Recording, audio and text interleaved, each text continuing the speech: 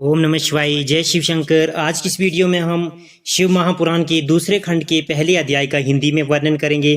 तो वीडियो को हम स्टार्ट करते हैं। पहला अध्याय। ब्रह्मा जी बोले, हे नारद, अब मैं तुमको शिव जी के अनादि चरित्र के विषय में बताता हूँ।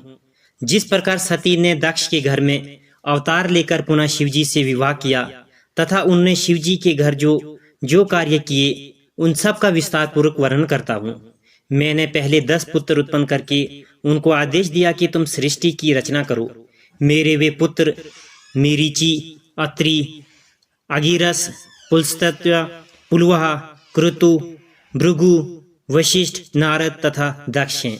मैंने इनको मानसी सृष्टि की रीति पर उत्पन्न किया, परंतु जब मैंने नारी स्वरूप परम सुंदरी सरस्वती को उत्पन्न किया तो उसके मनमोहक सुंदर स्वरूप को देखकर मेरा हृदय काम के वशीभूत हो गया।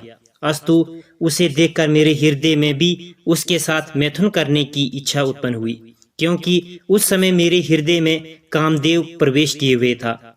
मुझे सरस्वती के साथ मैथुन करने के लिए उद्यत देखकर मेरे सभी पुत्र हाहाकार करने लगे और वे सब मुझे उस बाहरी पाप से बचने के लिए भगवान सदाशिव की स्तुति करने लगे।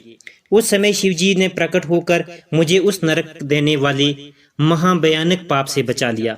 सूत जी बोले, हे ऋषियों, ब्रह्मा जी के मुख से ये वृत्तांत सुनकर नारद जी ने कुछ देर तक विचार करने के उपरांत उनसे इस प्रकार कहा, हे पिता, आप संपूर्ण सृष्टि के स्वामी तथा सबको उत्पन्न करने वाले हैं। इस समय मेरे हृदय में अत्यंत चिंतित है, अतः आप संपूर्ण संशय को नष्ट करने के लिए इस कथा को विस्तार पूर्वक कहिए। आपका मन इस प्रकार क्यों अधीर हुआ? आपकी सेवा करने वाले मनुष्यों को ब्रह्म ज्ञान की प्राप्ति होती है, अतः आपके द्वारा ऐसा कर्म होना अत्यंत आश्चर्य की बात है। ब्रह्मा जी ने उत्तर दिया, हे नारद, तुम ध्यान देकर सुनो। मैं तुमसे मुख्य वृत्तांत भली भांति समझा कर कहता हूँ। भगवान सदाशिव की माया धन्य एवं अपरंपार है। उन श्री शिव जी की माया ने मुझे जिस प्रकार नचाया वह कथा मैं तुमसे कहता हूँ। सृष्टि की वृद्धि के हेतु मैंने अपने मुख से एक कन्या को उत्पन्न किया।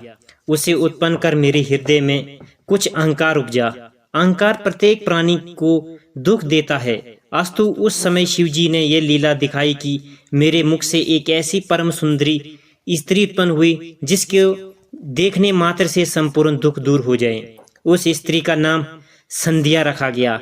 वैसे अपूर्व सुंदरी मनुष्य लोक में तो क्या, देवलोक में भी नहीं थी। उस नख से शिखा तक नवीन पूर्ण चंद्र के समान प्रभावशालिनी गजगामिनी तथा चमक वरण कामिनी को देखकर मेरे हृदय में काम वासना जाग ही उठी और मैं उसके साथ रमन करने की इच्छा से अपने स्थान से उठकर खड़ा हो गया, परंतु दक्ष आदि ने उस समय मुझे ऐसा करने से रोक दिया।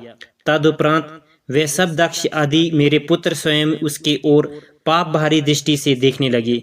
जिस समय मैं अपने मन में उसी स्त्री के प्रति अनेक प्रकार का विचार कर रहा था, उसी समय अचानक ही एक अत्यंत सुंदर पुरुष भी वहां उत्पन्न हो गया। वह मेरे सामने आकर खड़ा हो गया और मुझसे इस प्रकार कहने लगा कि हे पिता, आप मुझे मेरे नाम और काम बता दें।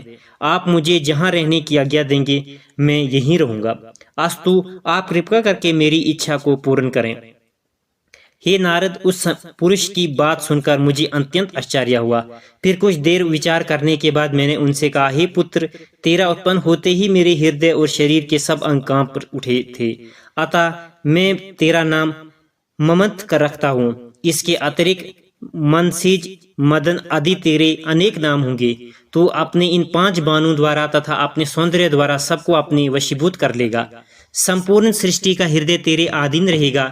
इस प्रकार मैंने अपने पुत्र को बहुत से अधिकार प्राप्त किए। अपने कार्य को इस प्रकार संपन्न हुआ देखकर मेरे हृदय प्रसन्नता भर गई तथा अत्यंत अहंकार भी उत्पन्न हुआ। तत्पश्चात सिंहासन पर बैठे हुए अपने सभी पुत्रों को देखकर मुझे बहुत हर्ष हुआ। मैंने उस पुरुष को का जो ममत नाम रखा था उसे सभी ने बहुत पसंद किया और यह स्वीकार किया कि कामदेव का पद सबसे बड़ा तथा ऊंचा होगा। इस घटना के उपरांत जबकि हम सब लोग अपने मन में प्रसन्नता का अनुभव कर रहे थे, कामदेव ने अपने उस धनुष को सीधा किया जिसके चढ़ते ही तीनों लोगों की बुद्धि भ्रष्ट हो जाती है। वह धनुष को चढ़ाते हुए मेरे पास आकर खड़ा हो गया और मन में यह विचार करने लगा कि मैंने उसे जो वरदान दिया है उसकी परीक्षा करके देख ली जाए। अस्तु उसने मेरी पुत्री संध्या को मेरे समीप खड़ा देखकर मेरे ही ऊपर अपना मोहन नामक बाण चला दिया। तदुपरांत उसने मेरी अन्य पुत्रों को भी अपने उस बाण द्वारा मूर्छित कर दिए। उस प्रकार हम सब उसके वशीभूत हो गए। जब उसने ये देखा कि संध्या के ऊपर उसके बाण का कोई प्रभाव नहीं पड़ा तो उसने संध्या के हृदय पर भी एक ऐसा बाण मारा कि जिसके कारण वह भी कामदेव के वश में होकर चंचल और विकृत दृष्टि से सबकी ओर देखने लगी। हम सब लोग बुद्धि भ्रष्ट हो जाने के कारण उसे पकड़ने की इच्छा करने लगे, क्योंकि काम के वशीभूत हो जाने के कारण हमें किसी प्रकार के कुकर्म तथा पाप का विचार नहीं रहा था। ये था शिव महापुराण के दूसरे खंड के पहले अध्याय का हिंदी में वर्णन। अगली वीडियो में हम शिव महापुराण के दूसरे खंड के दूसरे अध्याय का हिंदी में वर्णन करेंगे। तब तक के लिए ओम नमः शिवाय, जय शिव शंकर।